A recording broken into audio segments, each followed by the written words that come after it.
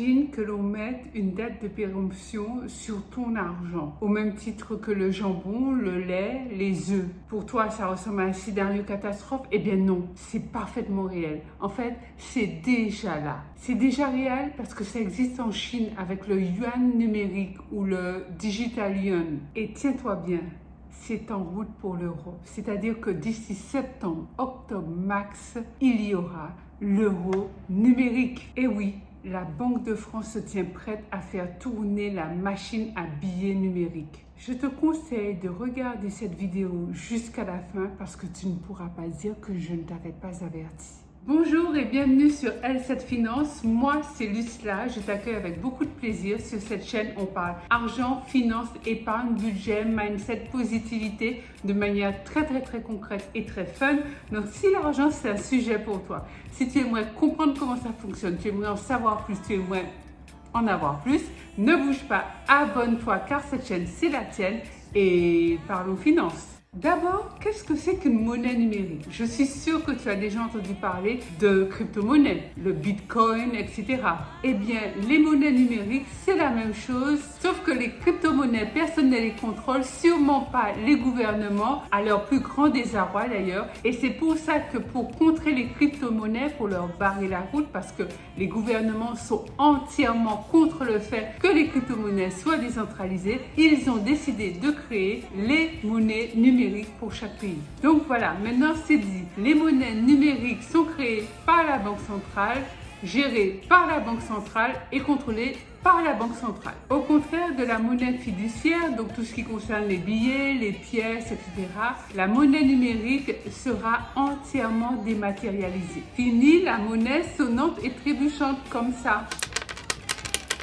Quand tu fais tomber une pièce de monnaie, tu l'entends se fracasser au sol, rouler et aller se cacher sous ton lit ou sous le réfrigérateur. Ben là, avec la monnaie numérique, silence radio, tu n'entends rien et tu ne vois rien. Il faut savoir qu'actuellement, 119 pays sont actuellement en train de développer leur propre monnaie numérique. Ça va représenter 95% du PIB mondial. Les pays qui ont déjà actuellement leur monnaie numérique, c'est la Jamaïque, le Nigeria, la Chine, l'Australie et les Bahamas.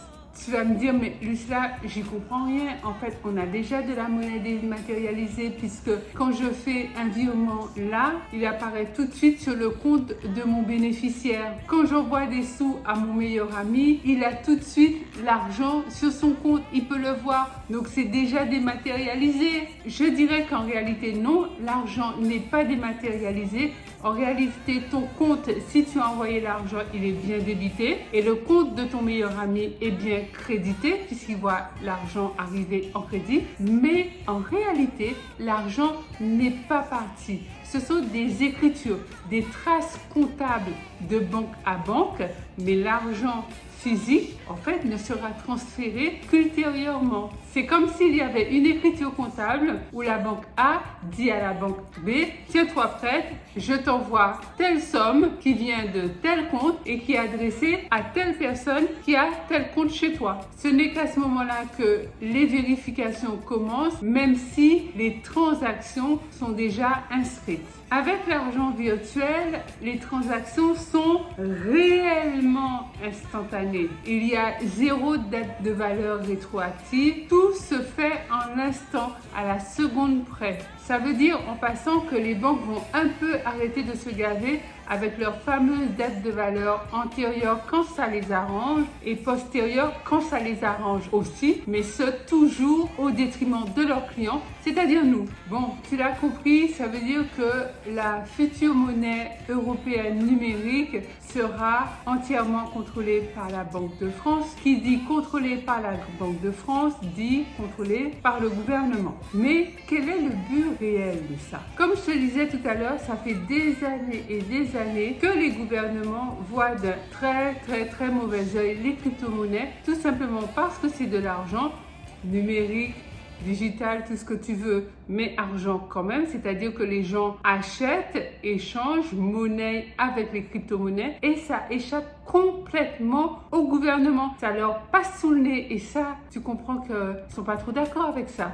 2, il faut savoir, et tu en as sûrement entendu parler, si ce n'est pas le cas, dis-le-moi en commentaire, je ferai une vidéo spécifique sur le sujet, c'est que les pays européens, mais pas que les pays européens, pas mal de pays, la Russie, la Chine, pas mal de pays d'Afrique en ont marre, carrément marre, que ce soit le dollar qui soit la monnaie internationale d'échange. Ils en ont marre de se taper les mouvements, les rhumatismes, les grippes, les ceci, les cela, d'un dollar qui dévalue ou d'un dollar qui reprend du poil de la bête. Et donc tous les échanges mondiaux sont soumis à ces fluctuations variables et variantes du dollar et certains pays dits émergents en ont ras-le-bol. Par ailleurs, il faut savoir que la zone euro, puisque nous faisons partie de l'Union européenne, n'a aucune envie, notamment la France, particulièrement la France, n'a aucune envie de voir des entreprises telles que Amazon, Google ou Meta inonder le marché français, même européen,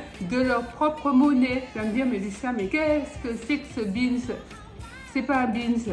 Ça existe. Amazon a sa propre monnaie, Google a sa propre monnaie et Meta a un peu foiré son truc, mais vraiment avait déjà lancé sa propre monnaie. Et tu te doutes que du coup, si ça arrivait à se passer sur le territoire français ou sur le territoire européen par extension, les ressortissants européens en fait auraient vraiment le choix entre utiliser l'euro, papier ou billet, les crypto-monnaies ou les monnaies de ces entreprises-là. Les gouvernements européens, c'est niet, il n'en est pas question. Donc comment faire barrage à ça? L'euro numérique. En plus, ces gouvernements-là disent que la monnaie numérique serait une bonne occasion de lutter contre le blanchiment d'argent, la cybercriminalité, le terrorisme, la criminalité et toutes sortes de trafics. Le pire de tout ça, c'est que l'argent numérique serait lié à notre identité propre à chacun. Un peu comme une pièce d'identité, si tu vois ce que je veux dire. Ce qui veut dire que toutes les transactions seront ciblées, tracées avec la précision d'un scanner. C'est comme s'il y avait un rayon laser qui était capable de repérer au premier coup une minuscule aiguille dans une immense botte de foin. Les banques physiques, les banques classiques ont déjà un système de notation de leurs clients, ça je pense que tu le sais, mais là ça irait beaucoup plus loin. Ceux qui s'aviseraient à faire des transactions un peu douteuses, un peu borderline ou qui ne seraient pas conformes, alors conforme, on peut mettre tout ce qu'on veut derrière ce mot-là, verraient leur argent purement et simplement bloqué, gelé, voire même supprimé, puisque c'est virtuel. Ce n'est pas physique. Alors, qu'est-ce que tu en penses? Dis-moi en commentaire. Pour moi, il y a clairement une énorme perte de confidentialité, bien que bon, nous savons tous que le monde dans lequel nous vivons, tout est tracé, tout est suivi. Nous sommes quand même à l'époque de l'information, de la digitalisation, de l'intelligence artificielle. Mais là, on continue pleinement dans cet univers où tout est vraiment stocké, les informations sont stockées, qu'on sait tout sur tout le monde, on peut voir ce que fait tout le monde, où il le fait, à quel moment il le fait. Enfin bref, bienvenue dans les années 2020. Dis-moi en commentaire ce que tu penses de la monnaie européenne numérique, le fameux euro numérique. Je t'attends dans les commentaires. Pense à liker et à partager cette vidéo parce que je suis sûre qu'autour de toi, plein de gens ne sont pas du tout au courant de ce qui est en train de se passer. Peut-être que toi-même, tu n'étais pas au courant.